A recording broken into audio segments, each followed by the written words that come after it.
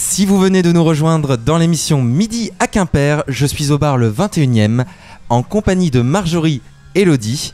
Du coup, pour nous raconter un petit peu l'histoire de votre association, de votre sport, nous expliquer qu'est-ce que c'est que le roller derby et surtout son histoire. Alors, on va commencer par là. Racontez-nous l'histoire du roller derby. Donc le roller derby, en fait, est une histoire assez lointaine qui remonte au fin 19e siècle, début 20e, aux États-Unis. Dans les années 20-30, on va vraiment voir donc, cette naissance du roller derby va devenir un sport exclusivement féminin sur patins à roulettes. Ça va devenir complètement une institution dans les années 50, puisqu'on va avoir vraiment énormément de ligues en fait, aux États-Unis qui vont être avec des compétitions retransmises à la télévision, etc. Et du coup, ça va bien sûr essaimer donc, en Europe, sous le nom de roller catch. Dans les années 70-80, ça va décliner au niveau de l'Europe puisque on va se rendre compte que les matchs sont truqués, qu'au niveau des règles, c'est pas très sécurité, etc. Base et sécurité. Donc le sport va décliner, mais néanmoins il va renaître de ses cendres en 2000 à Austin au Texas, donc sous sa forme actuelle qui est donc on va dire sanctionnée par la WFTDA, qui est la Women Flag Track Derby Association, qui va regrouper en fait des ligues qui vont jouer avec les mêmes règles.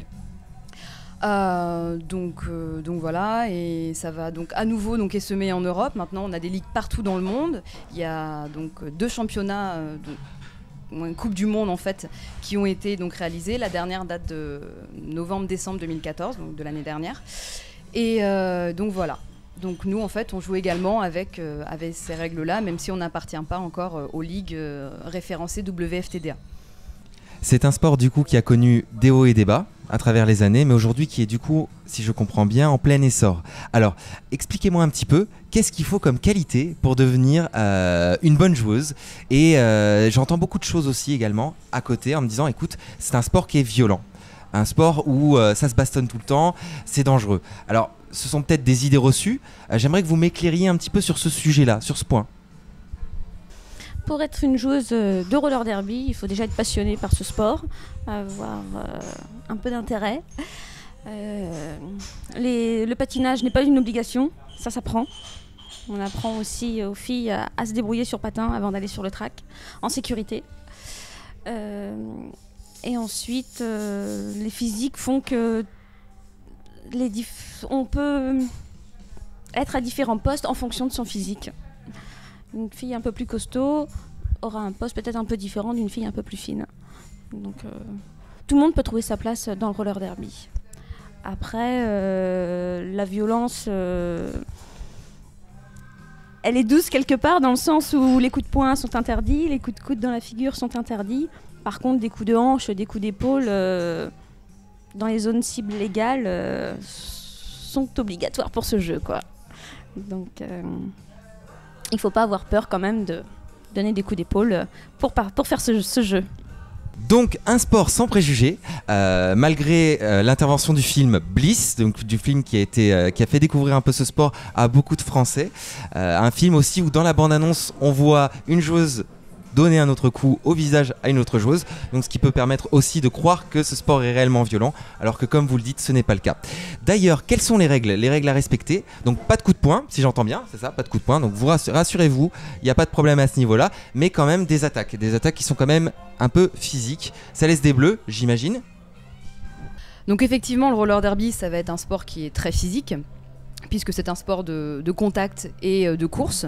Donc il nous faut à la fois donc, une condition physique et dans la masse musculaire et également dans le côté endurance.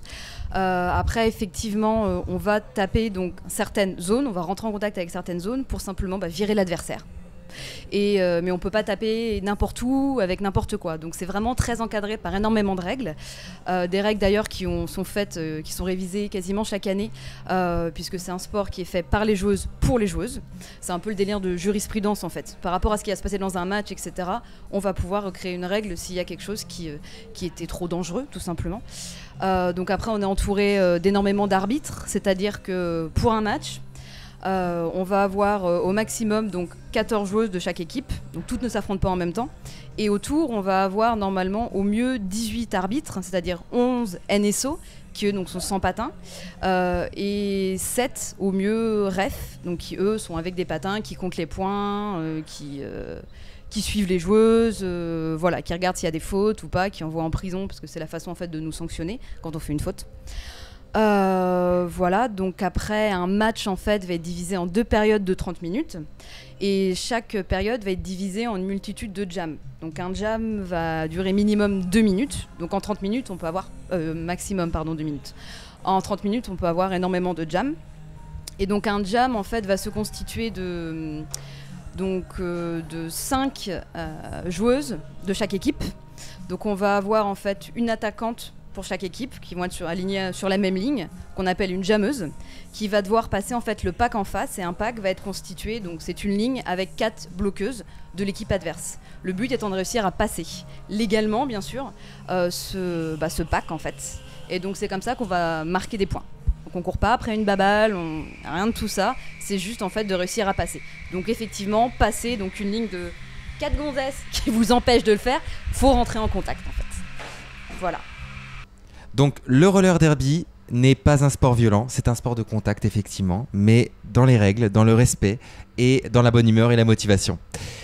Du coup, moi ce que j'aimerais savoir, c'est par rapport à votre nom, ce nom Barbac Mountain, qui m'a fait penser tout de suite, je vous l'avoue, Barbac a de la viande et Montaigne a une montagne, mais je vois pas trop le lien en fait. Du coup, j'aimerais que vous m'expliquiez un petit peu pourquoi ce nom et que représente-t-il. Barbac Mountain, comme son nom l'indique, Barbac, la bidoche, sanglante, on n'a pas peur, les bouchers nous aiment bien.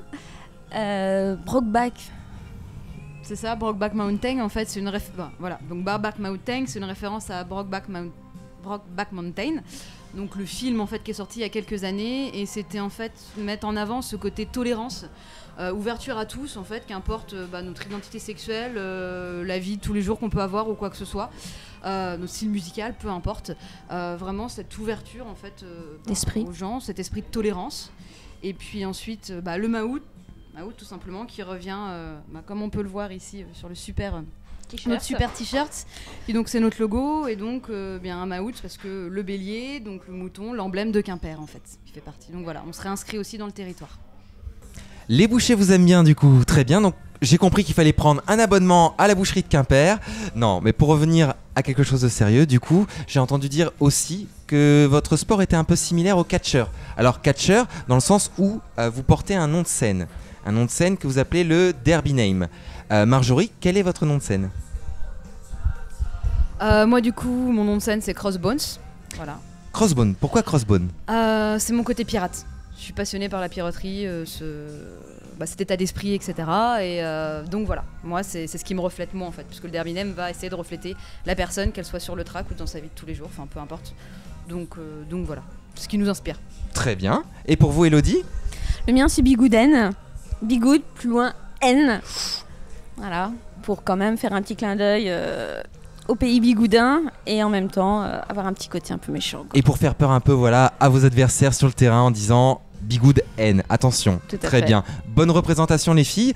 Maintenant j'aimerais que vous me parliez un petit peu de votre équipe, ces filles qui se battent au quotidien avec vous et qui vous font remporter des événements ou mettre le feu avec vous les filles. Du coup, une petite présentation rapide de l'équipe. Nous sommes actuellement 6 vieilles. C'est comme ça qu'on va s'appeler. Des filles qui ont déjà 1 an, voire 2 ans d'expérience dans le roller derby. Et nous avons une majorité de 10 filles, des fraîches, qui viennent d'arriver cette année. Et que nous sommes en train de former pour qu'elles viennent rejoindre notre équipe au plus vite. Très bien, donc 10 filles, fraîches. Toute nouvelle, ok. Vieille pour vous, c'est 1 an, 2 ans d'expérience, quoi qu'il en soit dans ce sport. C'est par rapport aux fraîches en fait. Les filles qui viennent d'arriver, on les appelle les fraîches. Les fraîches, très bien. Les fraîches mythes, exact. Et nous, on se surnomme les vieilles quoi. D'accord. Prête à entraîner et à coacher les autres filles, du coup. Si j'ai cru comprendre, vous n'avez pas de coach actuellement, donc vous vous relayez à ce poste en attendant qu'un coach vienne pour entraîner votre équipe, c'est bien ça ? Oui, tout à fait. Pour l'instant, l'équipe a eu un coach il y a quelques années. Il est parti du coup l'année dernière. Il a poursuivi sa vie. Et donc nous, du coup, on s'est retrouvés sans coach. On n'arrive pas pour l'instant. Après, c'est vrai que le roller derby s'est bien développé, mais on reste quand même en Bretagne. Donc pour l'instant, on n'a pas réussi à retrouver un coach, en tout cas sur Quimper. Donc on s'arrange entre nous avec celles qui ont le plus d'expérience pour simplement déjà apprendre les bases du patinage au Fresh Meet. Et puis voilà, on essaye de créer aussi une base de documents en fait, où on va récupérer des exercices, des façons de faire qu'on va tous pouvoir progresser. Nous aussi en tant que vieille façon de parler, parce qu'on a aussi en fait toujours à apprendre. Clairement, on n'est pas des plus que confirmés ou quoi que ce soit. Et puis pour les fraîches, pour leur donner aussi cette motivation et voilà, permettre de faire rapidement des matchs. Très bien. Bon, en tout cas, des filles motivées, un sport qui est dans le respect, dans l'art de son histoire, et un appel pour un coach pour venir entraîner ces filles qui sont prêtes à donner tout ce qu'elles ont et nous faire un beau spectacle. Alors, j'imagine qu'il y a plusieurs clubs en France de derby roller. Maintenant, je vous avouerai que vous êtes le seul et le premier que je connais. Comment ça se passe ? Est-ce que vous arrivez à vous entendre ? Est-ce que vous arrivez à échanger avec les autres clubs ? Quelles sont vos relations ? Donc on a des très bonnes relations avec les autres clubs, en tout cas de la région et les autres qu'on peut rencontrer en fait, puisque c'est vraiment un monde à part entière. Donc on s'appelle plus ou moins les derbigeants, etc. Puisque on échange beaucoup, tout simplement, parce que même si là maintenant on vient de rentrer à la FFRS, donc la Fédération Française de Roller Skating, je ne sais plus.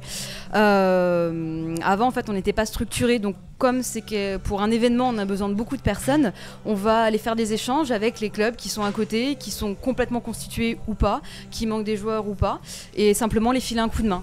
Donc ça se passe par filer un coup de main, faire des échanges aussi au niveau de simplement des exercices, des compétences.